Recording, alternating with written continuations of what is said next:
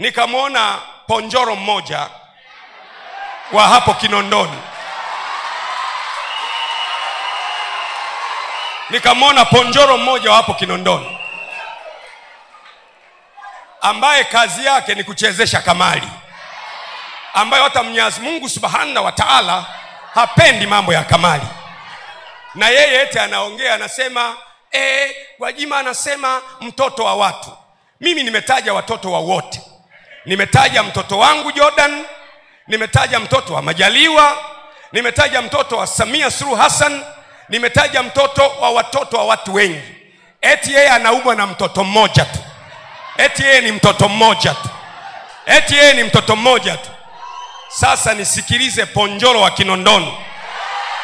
Nikikuamkia wewe utabaki vipande vipande, kwa maana ya nikikusemesha Kinondoni yote itakukataa na utanuka kinyesi.